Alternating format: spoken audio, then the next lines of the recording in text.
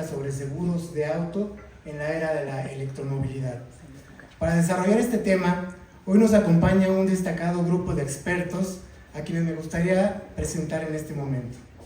Juan Carlos Alonso, socio director de autos de Grupo Interese, es egresado de Contaduría Pública por la Universidad Simón Bolívar, ha cursado diplomados en Seguros y Administración en el ITAM, así como de alta dirección por EVA Consultores. Cuenta con más de 29 años de experiencia en el sector asegurador, ha desarrollado su trayectoria principalmente en los ramos de automóviles y daños, desempeñándose también como director comercial en el mercado de brokers y agentes. También tenemos a Diana Ábalos Morales, directora ejecutiva de la Asociación Mexicana de Impulso al Vehículo Eléctrico.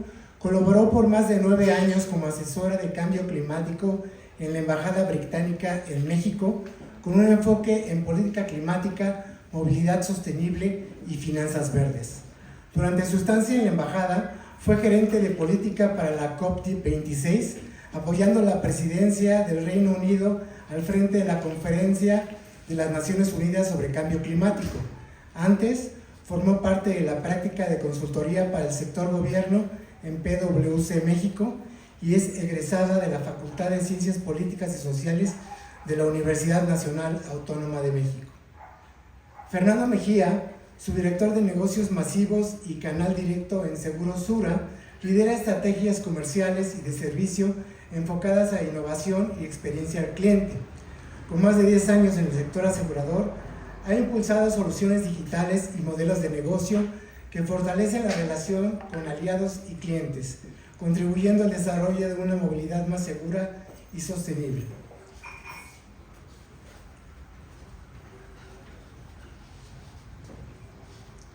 Vivimos en un momento de grandes transformaciones. La electromovilidad, los autos conectados, la economía colaborativa y las nuevas formas de transporte están redefiniendo la manera en que nos movemos y con ello también el papel de los seguros. Hoy vamos a conversar acerca del seguro de autos en la era de la electromovilidad y los retos y oportunidades que estos cambios representan para la industria, para los consumidores y para la sociedad. Empezamos por conocer el panorama de los autos eléctricos en México. Iniciaré contigo, Diana. ¿Cómo ha evolucionado la adopción de autos eléctricos en México en los últimos años? Bueno, pues muchas gracias por la pregunta y sobre todo muchas gracias por la invitación. Bueno, creo que lo que diría no solo es aplicable para vehículos ligeros, o sea, para autos, sino en general lo que está pasando para todos los vehículos eléctricos. Es bien interesante ver la evolución que ha tenido el sector en los últimos, yo diría 5 años más o menos. Hemos visto llegar un montón de marcas, seguramente todos los han visto en las calles, de vehículos de diferentes tipos, tamaños, pero con esta tecnología innovadora, y sobre todo pues corredores de transporte público también que ya son eléctricos. Vimos cómo por ejemplo se retomó, se recuperó la red de trolebuses de la Ciudad de México, ¿no? Que fue de las primeras en poner vehículos eléctricos para transporte público. La electrificación también de rutas de transporte como la de Guadalajara, Metrobús, Monterrey, Mérida también ya tienen corredores de transporte. Y todo como boom que les digo de los últimos 5 años responde sobre todo a diversas, o sea, como a algunas características y situaciones que pasaron a nivel global, pero también en México.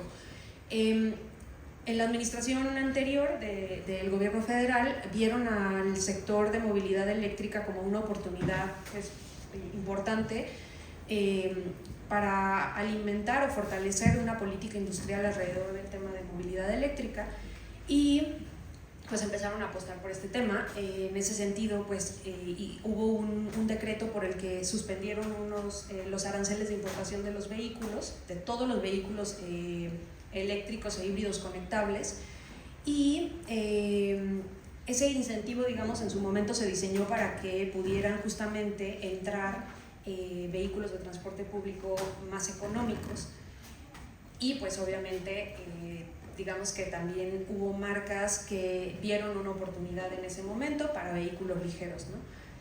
Durante ese periodo, pues bueno, les decía, estábamos platicando antes de empezar la sesión, alrededor de, yo creo que más de 30 marcas diferentes que traen, les decía, todo el abanico, ¿no? Desde vehículos muy pequeños como monopatines, estas bicis eléctricas, motos eléctricas, pero también vehículos ligeros y medianos y pesados. Entonces estamos viendo, sigue siendo un porcentaje muy pequeño del parque vehicular lo que tenemos en eléctricos en este momento, pero en los últimos 5 años sí ha sido exponencial el crecimiento y esperamos que esto siga creciendo. Y digamos que los otros motores que están impulsando esta transición tiene que ver mucho con cómo las baterías que son de almacenamiento eléctrico están cada vez siendo más baratas, ¿no? Esto aplica para las baterías de los vehículos, pero también otro tipo de baterías que se utilizan para almacenamiento eléctrico. Estamos viendo que año con año caen los precios y pues como representan alrededor del 70% del costo del vehículo, los vehículos entonces están siendo cada vez más accesibles. ¿Qué está pasando, por ejemplo, en el tema de ligeros? Pues que ya estamos viendo en muchos casos una paridad en precios. Los vehículos más económicos, los más accesibles que hay en el mercado mexicano ahorita, andan rondando los 350, 300,000 pesos. Y si hacemos un comparativo con lo que ofrecen, por ejemplo, en combustión, pues en realidad hay modelos que ya son más o menos de ese mismo rango, pero lo que te ofrecen en tecnología en el eléctrico pues es mucho mejor, ¿no? Y yo diría que el último factor que está contribuyendo a la transición tiene que ver con el tema económico. Al final, de lo que se están dando cuenta muchas empresas es que económicamente sí están bien diseñados los proyectos, debo decirlo, pero económicamente tiene mucho sentido hacer esta transición porque digamos, el costo inicial puede ser alto, pero lo que se están ahorrando después en combustible, mantenimiento de los vehículos, pues es significativo. De nuevo, hago el paréntesis en proyectos bien diseñados, porque si hacemos un diseño mal hecho del cálculo de los vehículos, el cálculo de dónde se va a poner la estación de carga, la capacidad de los cargadores, etcétera, los precios se nos pueden ir al cielo, ¿no? Pero bueno, creo que ahí es donde estamos y pues muy emocionados porque el sector está creciendo. Muy bien. Fernando, ¿cuál es tu punto de vista en relación al tema? Bueno, buenos días a todos, primero que nada. Para mí creo que el tema de la electromovilidad dejó de ser tendencia y es una realidad actualmente, por lo cual hoy en día todavía ya vemos que es una necesidad que representa para nuestros clientes y estamos en búsqueda de ver cuáles son las fricciones que representan para nosotros, donde particularmente observamos que está el tema de la percepción de riesgo de la durabilidad de las baterías, la tendencia que tenemos, todavía no tenemos talleres especializados y la poca capacitación que existe, y son de los temas que quisiéramos abordar desde la prevención nosotros, y con eso formar un ecosistema para que vayamos haciendo una electromovilidad masiva y segura. Muy bien, Juan Carlos. Gracias, buenos días. Pues complementando lo que dicen los dos, leía el otro día que prácticamente 1 de cada 2 de los usuarios que van a comprar un vehículo nuevo piensan primero en el eléctrico, o sea, si dicen, no, ya lo voy a cambiar y voy a hacer un eléctrico.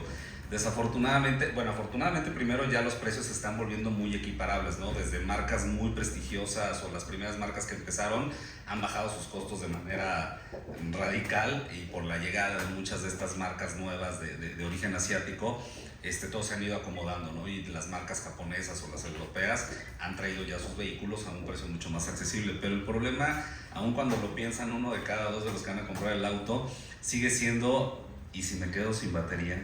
Porque la gasolinería pues está aquí a la vuelta, pero la batería, ¿y dónde lo cargo? ¿Y cuánto me va a costar? ¿Y qué tengo que tener yo de instalación en la casa para poder cargarlo? Y entonces tengo que tener otro adaptador, y si vivo en un condominio me van a dejar que pueda yo poner un cargador, y entonces sí uno, pero pues ahí tienen que cargar todos, y si el vecino llegó antes. Entonces ha sido un tema complicado en ese sentido. Definitivamente ha crecido abismalmente el mercado. Hoy hay demasiados vehículos de estos ya circulando, afortunadamente, pero pues sí se sigue teniendo todavía esta parte, sobre todo medir, y todo el mundo es, ¿llego de aquí a Acapulco o no llego? Es como que la medida de si lo compro o no lo compro, ¿no? Porque pues muchos de ellos traen 200 kilómetros la batería, y entonces pues no lo puedo sacar más que para la ciudad. Y ya, y depende de dónde viva, ¿no? Porque pues de repente se me puede olvidar y quedarme sin batería. Entonces, pues es esta parte que estamos todavía afortunadamente transformándonos. Las baterías cada vez son más económicas. Antes también, ahorita hablaremos de estos temas, pero anteriormente en temas de seguros era pérdida total un auto cuando se la llama la batería. Hoy casi todos ya traen paneles, entonces ya nomás le quito un pedacito y puedo cambiar ese pedacito y no necesito cambiar toda la batería, que era la pérdida total del vehículo. Como hace muchos años eran las bolsas de aire, oye, salían las bolsas de aire, pues ya era pérdida total del vehículo, ahora son las baterías. Entonces, pues ahorita seguiremos platicando. Muy bien, ahora vamos a ver un subtema que es relacionado con los siniestros más comunes y qué riesgos existen en los autos eléctricos. Iniciaré contigo, Fernando. ¿Cuáles son los principales riesgos que pueden tener los autos eléctricos y cuáles son los siniestros e incidencias más comunes? Ok, bueno, creo que el corazón del vehículo es la batería, por ende también es el principal riesgo que conlleva. Con base a lo que hemos estado teniendo de experiencia, el principal causa de daños hoy en día es sobre la batería, por daños a la batería, donde principalmente son por colisión o por contacto con agua. El segundo sería el tema de asistencias derivado de la autonomía o fallas eléctricas. Y el tercero les diría que es un poco el tema de las refacciones que están limitadas y los protocolos que conllevan cada marca. Entonces eso nos ha impactado en cuanto a tiempos de reparación y el monto promedio en cuanto nos cuesta cada siniestro, derivado, como comentaba Juan Carlos hace unos momentos, es que las baterías casi siempre eran pérdida total. Y hoy en día se empieza a tener otro tipo de experiencia donde estamos poniendo estándares de reparabilidad. Perfecto. Juan Carlos. Bueno, complementando un poquito lo que dice Fer, hay muchas estadísticas.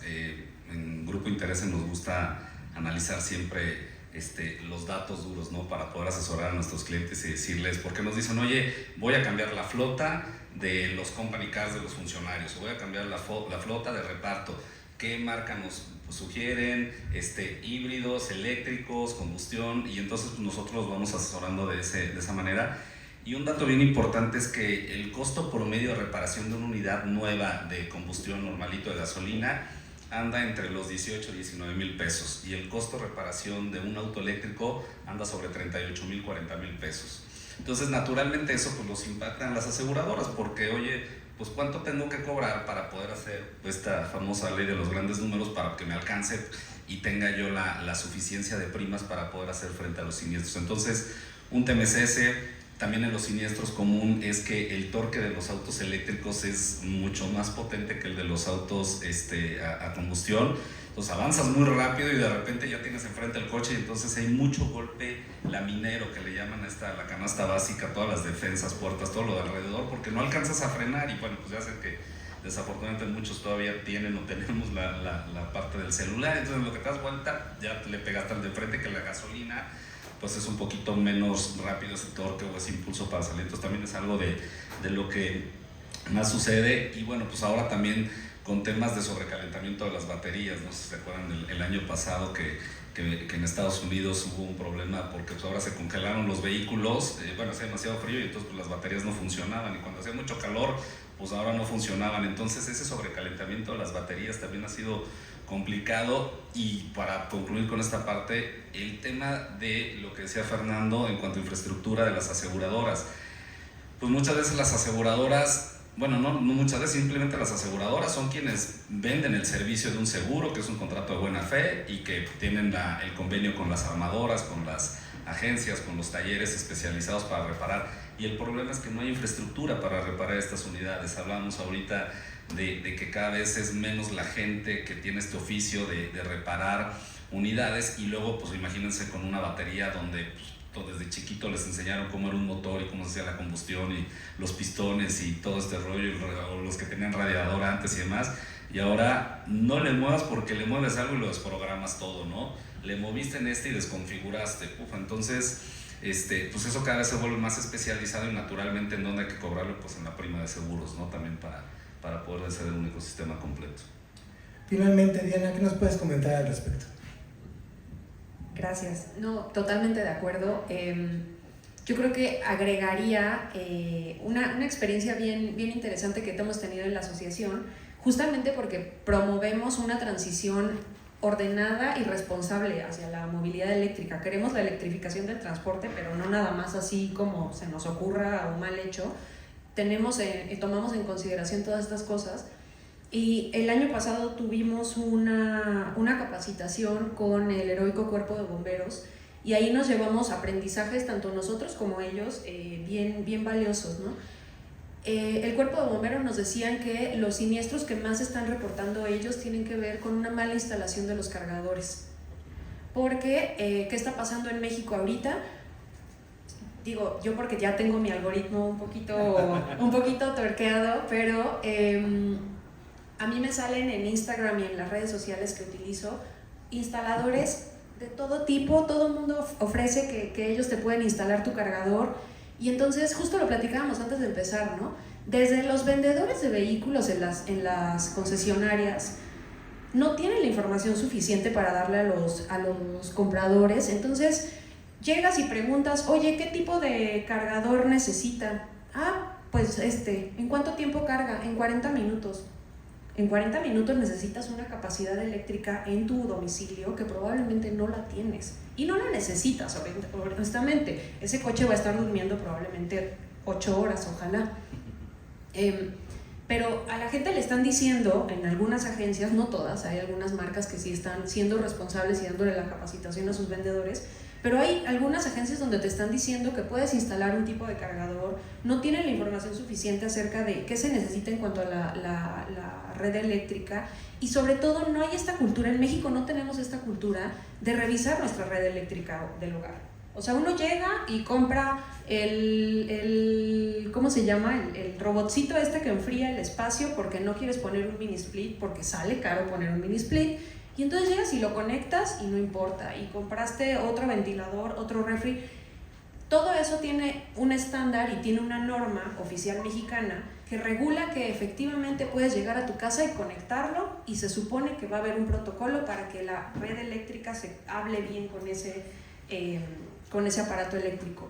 ¿Qué está pasando? Que si no le damos la información suficiente a los compradores, pues ellos se van con una idea, se llevan su cargador, y cualquiera que les ofrezca instalarlo puede o no hacer una instalación adecuada. Entonces los bomberos nos decían que ya están reportando muchos casos donde, afortunadamente, justamente por los protocolos de comunicación y de seguridad que tienen los vehículos eléctricos, no se quema el vehículo, ¿no? Entonces este tema de que el Tesla que se quemó en Tijuana, eso era un diablito, y eso, bueno, no tiene por qué pasar.